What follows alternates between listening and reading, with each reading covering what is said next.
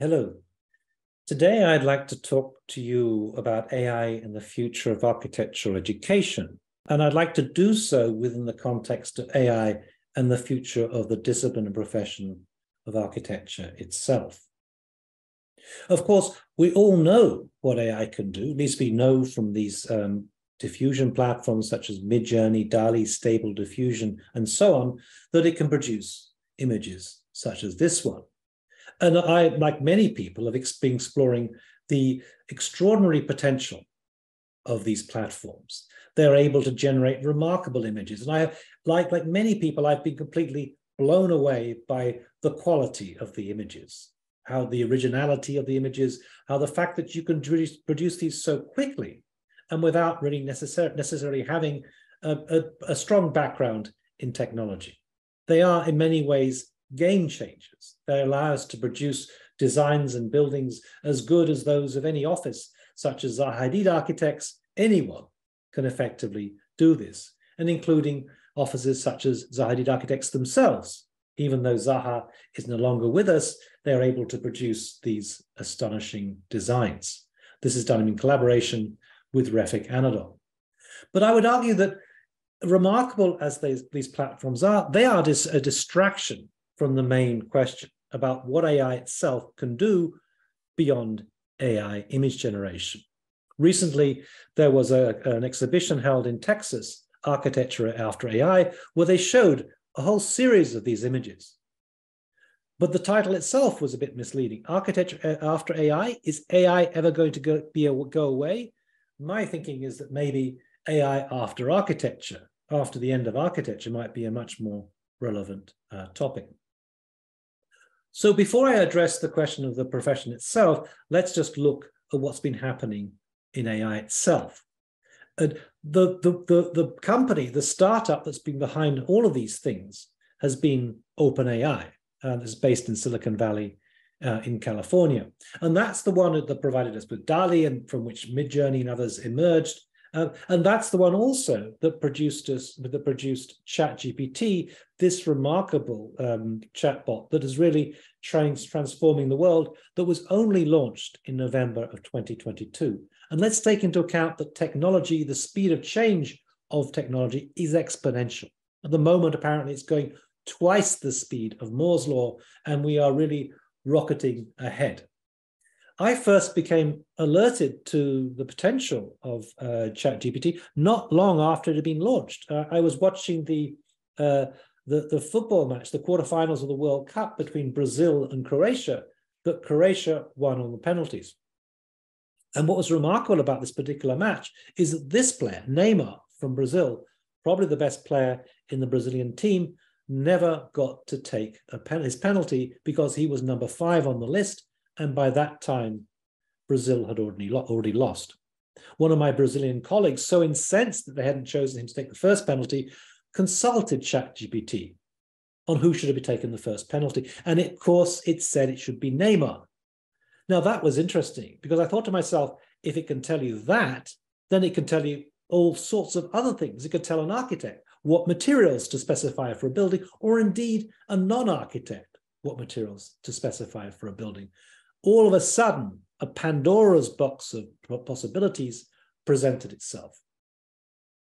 And it wasn't long after that, then Bard, the Google version of ChatGPT, was launched on the 6th of February. Quite remarkable. And then the very next day, Microsoft announces that it's going to team up with OpenAI so that Bing, its search engine, will be using the possibilities of ChatGPT. In other words, compared to Google, that just gives us a series of references, Microsoft's Bing with ChatGPT is going to give us the actual answers, and that will be a serious game changer. Of course, the problem right now with ChatGPT is that it's only 80% accurate, but that's going to change. As things develop, of course, we're going to get systems that are far more effective, far more reliable, and are going to give us answers that are approaching 100% accuracy. Of course, so what we're going to see then is a complete change in how we search for information. We're going to get actual facts, we're going to get actual answers, and of course, Google are going to try and compete with Microsoft and produce one that's going to produce even better answers. So, and just recently, even more recently, GPT-4 was released on the 14th of March 2023, and that is vastly superior to GPT-3. GPT-4 is going to make GPT way more powerful, and connected with ChatGPT, it's going to be extraordinary what it's going to produce. But alongside that, of course, there is something a little bit scary about this. AI is very, very capable, but also terrifyingly capable. Sam Altman, the CEO of OpenAI, perhaps wasn't the first person, certainly wasn't the first person to recognize this. Elon Musk had recognized it long ago. We need to be super careful with AI, potentially more dangerous than nukes, nuclear weapons. And the other problem about AI is that human beings cannot imagine the possibility of a machine being smarter than them. And here is a very interesting discussion between Jack Ma and Elon Musk. And Jack Ma makes the mistake, in my opinion, of taking this position. I never in my life say human beings will be controlled by machines. It's impossible. Human beings can never create another thing that is smarter than human beings. And Elon Musk corrects him. I very much disagree with that. The biggest mistake I see people making is to assume they're smart. People underestimate the capability of AI. They sort of think it's like a smart human, but it's going to be much smarter than the smartest human you will ever know. And these changes are speeding up. So what about the profession and the discipline of architecture? What impact will AI have on architecture? The death of the architect has already been announced back in 2015, way before the introduction of AI. Fashion architecture, taste, now disbanded architectural practice got together to announce this and bemoaning a profession that essentially was already struggling even before the arrival of AI. And after them, a series of books came out, including this one by Richard and Daniel Susskind on the future of the professions, where they point out that the agreement that happens right now, the kind of gentleman's agreement whereby architects become the gatekeepers, they police their own profession, and likewise lawyers and medics and so on, that will end fairly soon. When it comes down to it, all these agreements will be overridden by economic requirements, and we can expect to see every single profession touched in some way by the impact of AI. Now, we've all seen these images of the factory floor of a Tesla factory, for example, where there's not a human being in sight. They're simply robotic arms. And we might be tempted to think that it's going to be here in manual labor that technology is going to have its biggest impact, not in terms of kind of intellectual pursuits like architectural design and so on, but we would be wrong. The point is this, that robots still struggle to do very simple tasks such as selecting a brick and picking it up and placing it in the right place. Whereas AI has been racing ahead with remarkable advances over the past few months. It seems that it's not the factory workers, but the professionals, the architects, the lawyers, the doctors, and so on, who are most at risk from these technologies. When it comes to architecture, also, we should beware being trapped by this world of images and thinking that's the answer. Architecture goes way beyond images. And it's the systems that are being developed right now by companies such as XCool in Shenzhen, who are now in the process of producing software that's going to radically transform the profession, that are really going to be the game changers. In 3 to 5 years' time, where there's going to be a system that works from data to fabrication, in which everything is on one coordinated platform and operates seamlessly. And that is itself going to have a huge impact on how we operate as architects. We don't know quite when it's going to come through, just as we don't know when the self-driving cars will be fully reliable, but we know that eventually they will be. And alongside that, on the west coast of the States, we have SpaceMaker, so recently acquired by Autodesk. And what's interesting about some of the findings that they've come up with is that they found examples of AI being able to generate solutions that no human being would have thought of themselves. In fact, they wouldn't even have recognized it. And this is the point. Effectively, AI is able to operate at a level far higher than human beings, far higher than human architects. Recently, I published an article in Dezeen pointing out the risk about this, the danger, effectively, of AI taking over our jobs. Now, the point is this: it's not just simply a one-for-one replacement of AI replacing a single architect. Rather, the issue is how one person with AI can perform the tasks of many people not using AI. I once heard someone working in this field saying that one person using AI could do the tasks of 5 people not using AI. Does that mean that 80% of architectural jobs will be made redundant? 80% of all architects will be made redundant? Who knows? But the interesting response to this article was that those who were working in AI said, yes, of course. And those who weren't working in AI said, I can't believe this. There's not a single AI out there that has quite the ingenuity, the creativity, and the imagination that I have. Well, I suspect that they're probably wrong. My next book in my series, the first book is on the left-hand side, Architecture in the Age of Artificial Intelligence. The next book is going to be called The Death of the Architect, the demise of the architectural profession in the age of AI. It's not that AI is the only factor. The profession itself is already struggling. So I then consulted ChatGPT to give me a comment on the future of architects. And this is what it came up with, a somewhat scary prediction. In the near future, architects may become a thing of the past. AI is quickly advancing to a point where it can generate the design of a building completely autonomously.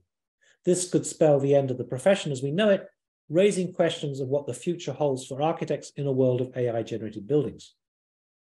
Architects who choose to ignore AI will be left behind and ultimately forgotten as the industry evolves and advances.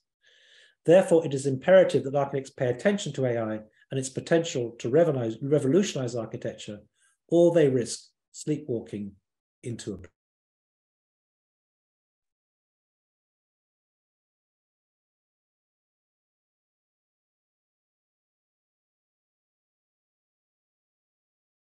So let's also think about the whole question of licensing. How is this going to impact upon the licensing of the architect?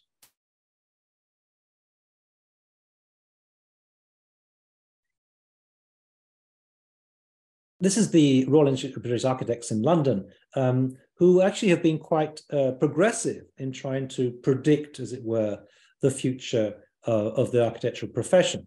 In 2013, they launched an inquiry looking at this kind of question. They came up with this report. Interestingly, what they notice is that architects already are struggling, in the sense that only more than 50% of all building contracts in the UK are now design-build contracts. In other words, the architect, instead of being in charge, as we used to be, we're now working directly for the contractor. Moreover, certain architects are being forced to diversify, to undertake industrial design, product design, and other forms of employment, to the point that actually the term architect is itself not necessarily so useful. In 10 years, we probably will not call ourselves an architectural practice. It will be something else entirely.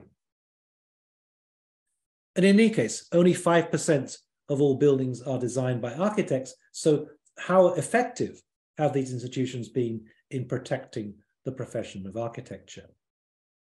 The question also arises when we discover that firms such as XCool have been asked to evaluate entries for competitions.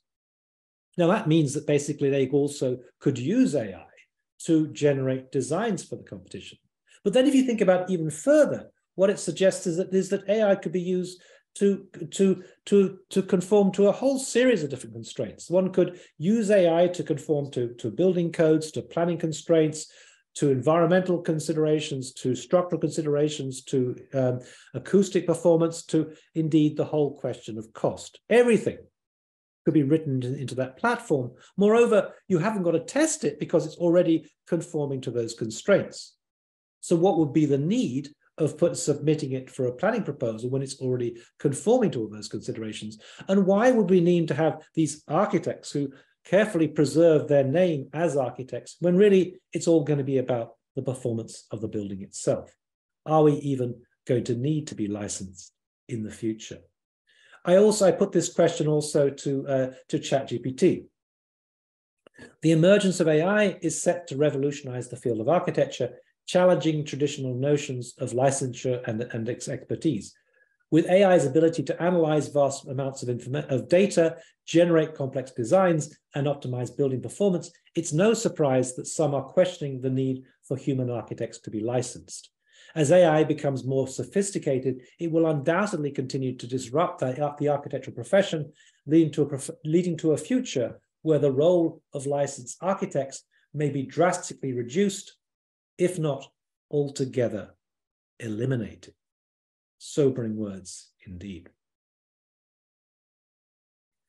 So what about the future of education?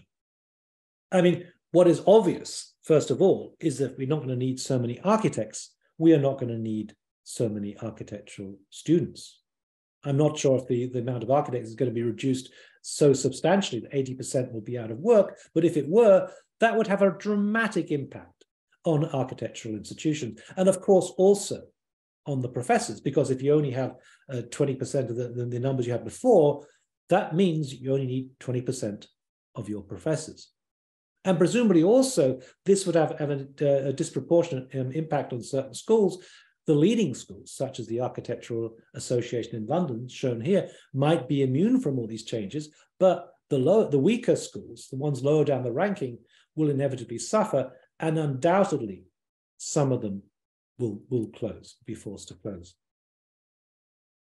And you also get the impact of ChatGPT. That is having an enormous impact in the world of education.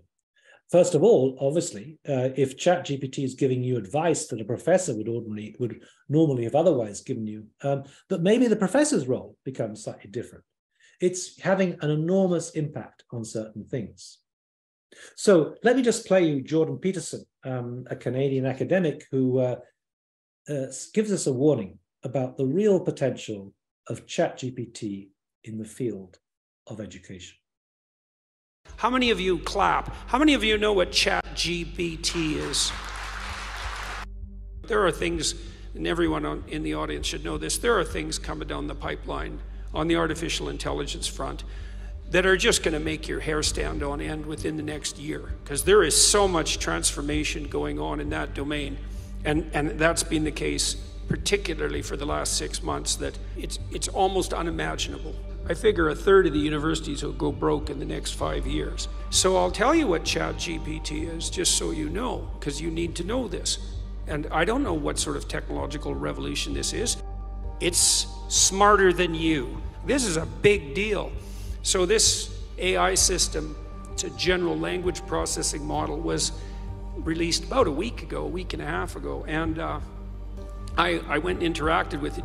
It's an AI system, artificial intelligence system.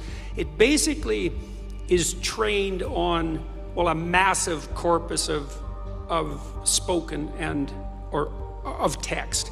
So it's derived its models of the world from the analysis of human speech, essentially. It isn't using real world data yet, but that will be happening certainly within the next year. And ChatGPT analyzes a very large corpus of text, and that corpus is growing all the time. Now, it's already sophisticated enough. I went on to it last week and I said, okay, some of you know I've written these books, 12 Rules for Life, and then Beyond Order, 12 more rules, because, you know, you can't have enough rules. And I asked it, this is what I asked it to do. I said, write me an essay that's a 13th rule for Beyond Order, written in a style that combines the King James Bible with the Tao Te Ching. That's pretty difficult to pull off, you know. Any one of those things is hard.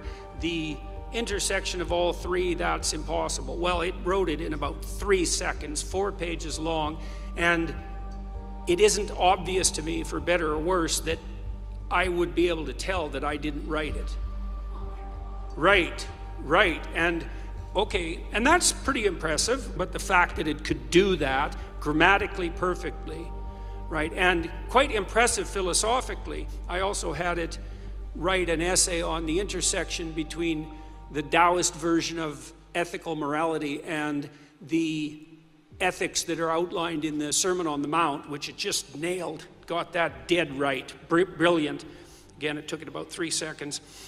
There was a computer engineer who purported to work for Tesla. He asked ChatGPT, he said, look, I work for Elon Musk, but I haven't been doing much for the last week, so I need you to write me 10 bullet points about what I probably would have done as a engineer at Twitter. What 10 things did I do last week that were productive and valuable? And oh, if you don't mind, write me the accompanying computer code that goes with each project. And it did that too, 3 seconds, and the computer code works. Right, and so, okay, so that's already there. So then a university professor did this. He thought, oh, that's interesting. Any student will be able to write any essay on any topic with ChatGPT. And someone gave it an SAT, by the way, and it scored about as well as the average student in a well-functioning public university. So that's how smart it is. So that's basically an IQ test. He said, write me an essay, gave it a topic, wrote the essay. He said, now grade it. Said if we can automate the students, we should be able to automate the professors too. And so it provided a complete, comprehensive analysis of its own essay with grade. It wrote, someone else asked it, write the screenplay and describe the characters for the next $900 million Hollywood blockbuster. It's like, bang, plot, characterizations. Then someone else took the descriptions of the actors and said, generate photorealistic computer images for each actor. And all the AI systems could do that. So I'm going to tell you what's going to happen next. This is going to happen this year. So get ready. Okay, so now we have an AI model that can extract a model of the world from the entire corpus of language. All right, and it's smarter than you. And it's going to be a hell of a lot smarter than you in 2 years. So you can get ready for that too.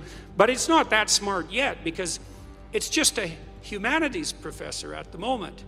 It doesn't test its linguistic knowledge against the real world. That's what a scientist does, right? You come up with a theory that's linguistically predicated and then you throw it against the world and see if it sticks. And then the world tells you whether or not your linguistic construction is valid. But the new AI systems will be able to extract out patterns from the world itself, from images and so forth, and then be able to test their linguistic constructions against the world, and so they'll practice just like scientists. And the most advanced models are going to use text and image and action as well, because they'll be able to model human action. And so, and all of that's going to come down the pipes within the next year. So hang on to your hats, ladies and gentlemen, because what did my friend Jonathan Pajot say? Giants are going to walk the earth once more. And we're going to live through that. Elon Musk. Remarkable, remarkable. Of course, ChatGPT has already caused a stir in educational circles. In New York, the schools banned the use of ChatGPT. But you're left wondering, how effective is that ban going to be? I mean, they're going to be apparently there's some algorithms that can detect whether you use ChatGPT, but there are going to be other algorithms that are going to be obscure that. There are also going to be many other platforms appearing that will eventually also compete with ChatGPT. But beyond that, you've also got to ask, well, what is the point of banning it? This reminds me of the situation not so long ago when calculators were first introduced and they were banned from mathematics exams. But you have to ask yourself, once you've got calculators, why do you need to do long division? Why do you need to do all these performance things? Why can't you simply just use the calculators? And once you've got ChatGPT, why can't you use it to produce essays and things? Let me show you briefly an excerpt of some work that some of my students produced back in October, where they were using AI in several different ways. To first of all, generate a text, then to give a voice to those texts, and then also to provide images to go alongside them. We're running out of resources. We're running out of space, and we're running out of time. There are AI skyscrapers and skyscrapers in space, wormholes and starship ships. Human beings, robots, and cyborgs make up the environment. The cyborgs control every aspect of the ship, including the core computer, from communicating with the aliens to operating the factory and looking after the cyborgs. And so on. So in the future, it seems to me the challenge is not to ban the use of AI, but to try and encourage the students to really make the most of it, to be able to use it in a way that is most productive. But there's another question. Beyond the use of AI itself, it strikes me that education as we have it follows a model that is absolutely and completely obsolete. Here we have a professor in a classroom, perhaps not an architectural professor, but a professor, and he's teaching a small group of students. Now, you have to ask yourself whether this is the most efficient way to operate in a world where we now have these platforms, such as Zoom and so on, that enable us to connect with the rest of the world. Why can't we simply share a platform? And not only share a platform, but not just have an ordinary professor, but have the very best professor out there. Besides which, you could claim that in any case, there is far more information out there on the internet, on YouTube and so on, than any professor could possibly be able to master. In other words, the old model of the professor professing, of passing on this information that is within his or her brain, is completely obsolete because nobody can compete with YouTube. Rather, we need some kind of professor that is able to be a kind of curiosity stimulator that might be able to steer students in the right direction. We've begun to recognize this on Digital Futures. Well, Digital Futures, what we do is use our online platform to basically embrace students throughout the world. What we discovered with COVID when we launched the Digital Futures Summer Festival online, completely online, is that we could use our online platform to break through not only the physical walls of the classroom, but also the social, economic, and political barriers that have prevented certain individuals from having access to education in the first place. Education for us should be a universal human right and not a privilege of the wealthy. So the challenge was, how could we share that information? And by using this platform, we could overcome not only that, but also we could produce the very best professors in the world. We could bring them along and create a course taught for everyone by the very best in the world. We could have Akim Mengiz teaching giving a lecture on robotics. We could have, Daniel Bolajan giving a lecture on AI, and so on. So initially, we started off with the doctoral consortium, this idea that we could have a platform for PhD students across the world. And why not? Because typically PhD students will operate in small numbers. We could have a universal one for doctoral candidates all over the world, but that model could apply to all aspects of education. In terms of AI itself, it is even more imperative to try and find an alternative way of operating because things are changing on a daily basis. And which individual professor has access to that kind of information? This is from a course that we set up, an introduction to AI for designers, where we brought the very best professors in to talk about these new developments as they're happening. And this is a particular tutorial offered by Arturo Tedeschi, one of the leading figures in the world, certainly of Grasshopper and also in terms of computation in general, where he's teaching everyone how to connect ChatGPT with Grasshopper. It seems to me that education is at a crisis point. It's following a model that is deeply obsolete. In architecture, we're producing possibly too many students, too many graduates for a profession that is shrinking. So I put the question to ChatGPT. How should architecture education evolve in the future? And here is the response. With the emergence of AI-powered design tools and techniques, the need for traditional architecture education is rapidly diminishing. And it is not inconceivable that it may disappear entirely. As AI algorithms become more sophisticated and capable of performing complex tasks, they can automate the entire design process from conceptualization to construction.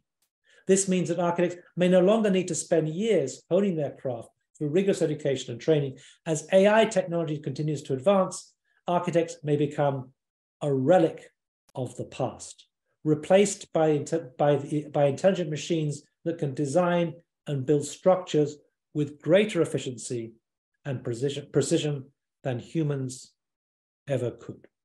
Sobering words indeed. I'm going to finish, though, just by simply passing on information about the course, the tutorial series of tutorials that on Digital Futures we have been offering every Saturday. This is a course with systematically looks at the whole question of how you can use AI in the field of design, an introduction to AI for designers. And if you go to our Digital Futures website or our YouTube library, you can see all of these tutorials recorded. And if you want to go and follow up by following digitalfutures.world on Instagram, or myself, Neil Leach 14 on Instagram, you will get regular updates on the tutorials that we're offering. Thank you.